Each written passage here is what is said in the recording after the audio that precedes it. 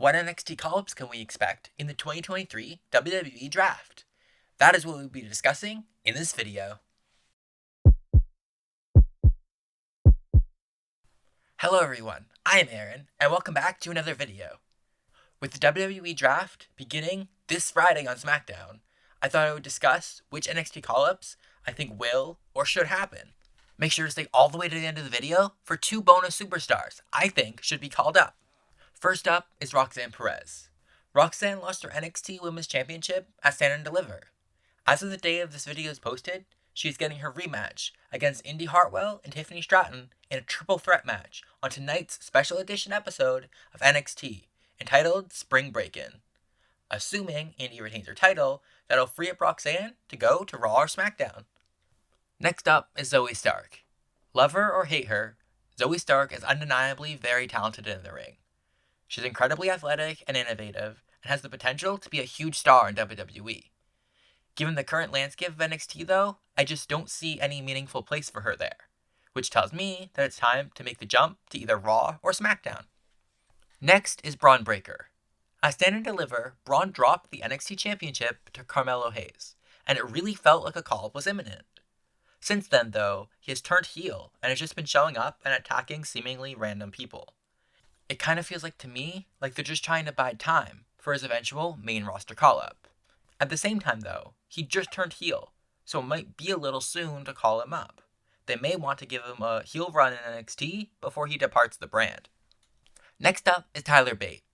Tyler Bate is one of the most impressive athletes in all of WWE.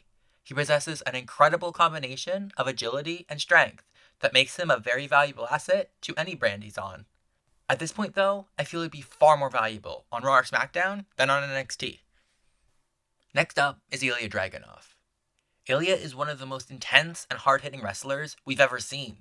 He puts on incredible matches and is more than ready to make the jump to the main roster. He will excel no matter where he goes, be it Raw or SmackDown.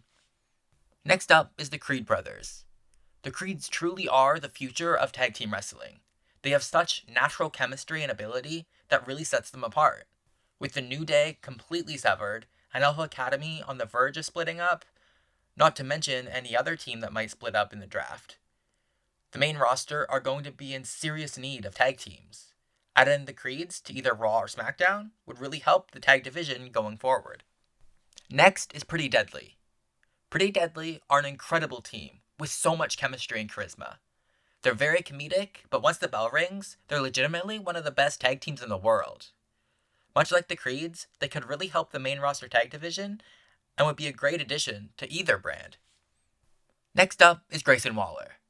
Grayson is one of the best heels we've ever seen. He's so good at making you truly despise him. But in the ring, he still puts on top-tier matches on a consistent basis. Be it Raw or SmackDown, he's absolutely ready for whatever his future holds. Next is Kaden and Katana. The Raw and SmackDown women's tag team division have really struggled with finding and keeping legitimate women's tag teams, pretty much since the inception of the women's tag titles. The team of Kaden Carter and Katana Chance have displayed some of the best chemistry and innovation of any women's tag team. Their addition could really give some much needed help to boost and elevate the women's tag division, no matter which brand they go to. Last but not least is Cameron Grimes. We haven't seen Cameron Grimes since the November 8th, 2022 episode of NXT. There have been numerous rumors of him being called up, but that obviously hasn't happened yet. The draft would be the perfect opportunity to finally bring him to Raw or SmackDown. There are 2 more names I'd like to discuss. I did not include them on the original list for reasons you will soon find out, but I felt they needed to be in this video. First is Indy Hartwell.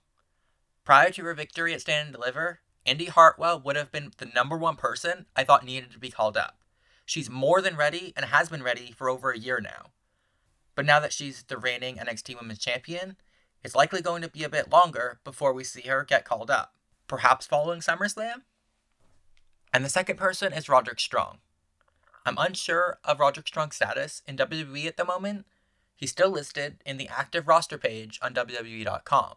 But there were reports a while ago of him asking for his release, and we haven't seen him since then.